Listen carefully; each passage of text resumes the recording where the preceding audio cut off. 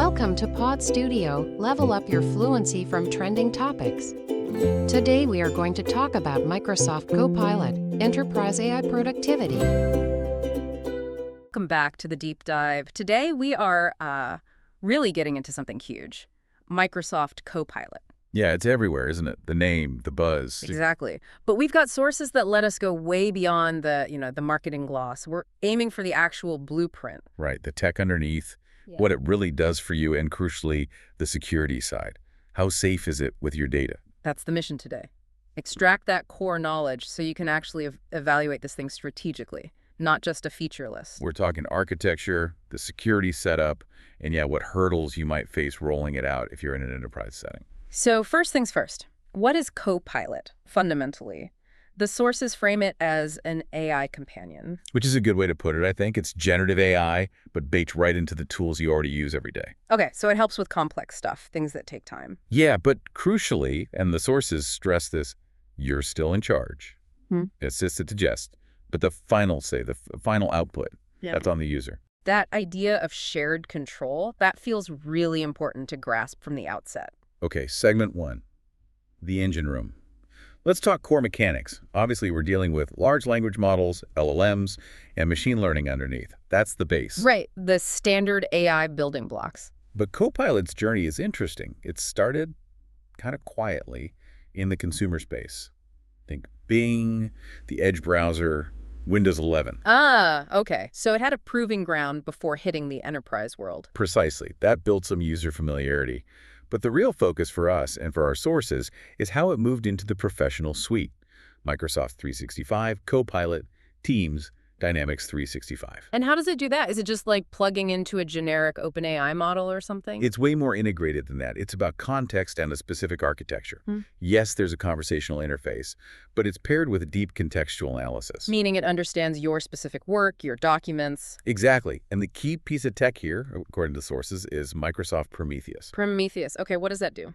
Think of it as the smart, secure layer in between. It takes your prompt, figures out what organizational data is relevant and that you're allowed to access. Based on existing permissions. Yes, exactly. Based on your M365 permissions. It securely gathers that context, grounds the prompt with it, and then sends the relevant bits to the LLM for processing. Got it. So Prometheus is like the security guard and context provider for the AI. It ensures the AI only sees what it should based on my company's rules. You've got it. That's why it feels so embedded. And this whole setup makes Copilot much more than just a chatbot. It's proactive. Proactive how? Well, it can remember your preferences, learn how you work, and adapt its responses. It's moving towards what some are calling agentic AI. Agentic AI. Okay, that sounds like a step up. What does that actually mean for me if I'm, say, writing an email in Outlook? It means it shifts from just answering a question you ask to potentially taking multiple steps on its own. A basic chatbot response. An agentic AI, or this AI companion. It does more. Right. It might suggest actions in real time. It can pull together information from different places, automate workflows. So instead of asking, summarize this document, I could say. You might say, summarize the Q3 report, pull out the key risks, draft a quick email to the project team about them, and suggest a meeting time. Wow. Okay. That's a jump from just being a tool to being more like a helper. An assistant. An autonomous helper, exactly. That's the direction. Which leads us perfectly into the real-world value, the aha moments within M365. Where does Copilot actually save time, leverage data better, and free people up for, actual thinking? Well, the sources point to three main areas of transformation. It's really about acceleration across the board. And synergy, right. It boosts everything because it's everywhere. That's the idea. It connects the dots between Teams, Excel, Word. Let's start with maybe the most common pain point. Creation, writing stuff, getting started. Ah, the tyranny of the blank page. Copilot tackles that head on. In Word, for example, you give it a few bullet points, maybe an outline. It can generate a pretty decent first draft. Seriously, a whole draft. Yeah, gets you over that initial hurdle. Or, so you have a long report, 40 pages. Copilot can summarize it, pull out the main decisions needed. Massive time saver. Okay, I can see that. What about email? Like wading through endless threads in Outlook. Huge help there. It synthesizes those long, winding email chains, gives you a summary of what's been discussed, what decisions were made, Nice. and it can draft replies for you. You can even tell what tone to use, formal, casual, whatever. Saves you having to piece together a response after reading 10 messages. And PowerPoint. That's often a beast, pulling together slides, visuals. Right. You can feed Copilot a Word doc or just your notes, and it'll structure a draft presentation. It suggests layouts, finds relevant images, applies a design. So it handles the grunt work of formatting and structuring. Exactly. Lets you focus on the story, the message, refining the content rather than fiddling with text boxes. Okay, that's creation. Now, what about data? You mentioned Excel earlier. A lot of us aren't exactly Excel gurus. And that's where Copilot really shines, I think. It democratizes data analysis. In Excel, you can just ask questions in plain English. Instead of needing complex formulas. Yep. Forget VLOOP or complex IF statements. You just ask, like, show me sales trends in the West region compared to marketing spend, or highlight any anomalies in this data set. Whoa, so the barrier isn't your formula knowledge anymore. It's just, can you ask the right question? Precisely.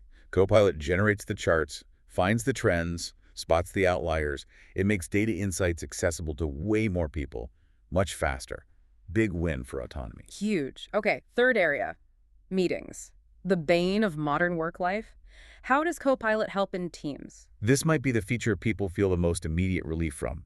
In Teams, during or after a meeting, Copilot can give you an automatic summary. No more frantic note-taking. Potentially, yeah. It recaps decisions, lists action items, even assigns them if you want. Plus, it handles real-time transcription and translation. So it basically does the minutes and follow-up admin automatically? It can, yes. And it goes further. One source, looking at government innovation in Quebec, noted it's not just admin. It can do predictive analysis based on the meeting. Like what? Like, if the discussion reveals a potential project risk, Copilot could potentially flag it, or even initiate a workflow to mitigate it.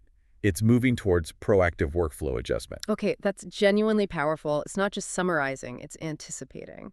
All right, but we have to talk about the elephant in the room, security. Putting an AI this capable deep inside your organization, touching all that data, that raises red flags, right? Absolutely. Trust is paramount. When a tool sees everything from emails to spreadsheets, security and confidentiality have to be rock solid. So where does that trust framework even begin? It starts with the basics. Compliance. AI systems have to meet regulations like GDPR, the upcoming AI Act in Europe. That's table stakes. And then beyond compliance. The trend is towards proactive defense. Things like privacy by design, building security in from the start, and also adversarial defense. Adversarial defense, like protecting against attacks. Sort of. It involves training or constraining the AI models to make them harder to trick or manipulate. Think about prompt injection attacks. Where someone tries to feed the AI a sneaky command hidden in data to make it leak info. Exactly. So you build defenses against that. But the core security element for Copilot relies heavily on its integration with the Microsoft 365 security you already have. Okay, how does that work? This is the absolute key takeaway for anyone listening in an enterprise context. Your organization's data stays within your Microsoft 365 tenant. It is not pooled. It is not used to train the big global LLMs that power the public versions. That's critical. So my company's secrets aren't feeding some giant AI brain somewhere else. They stay sandboxed. Completely sandboxed. That tenant boundary is sacred. And Copilot doesn't get to make up its own rules about who sees what. Meaning? It inherits your existing security policies, your identity and access management, or IAM, who is allowed to see which documents. Copilot respects that. If you can't access a file, Copilot acting on your behalf can't either. Okay, that makes sense. And what about stopping data leaks? Like preventing sensitive info from being accidentally shared? That's where data loss prevention, or DLP, comes in. Your existing DLP rules apply directly to Copilot. Can you give an example? How does DLP interact with Copilot? Sure. Let's say you have a DLP policy that blocks any document tagged highly confidential finance from being emailed outside the company. Right. Standard practice. If you ask Copilot to summarize that document and draft an email to an external partner, including the summary, Copilot will be blocked by the DLP policy.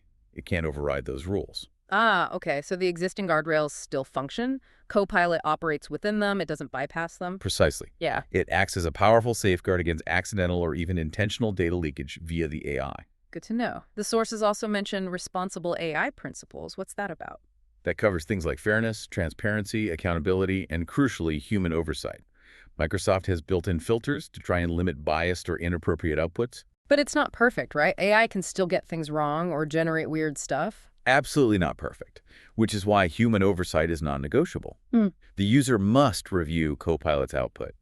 Check it for accuracy, check the tone, make sure it's appropriate and compliant before you use it, especially externally. So the AI assists, but the human is ultimately responsible and accountable. Exactly. That keeps the accountability clear, which is essential for meeting those regulatory requirements too. Okay, let's switch to the practical side. Deployment, cost. Is this something anyone can just start using?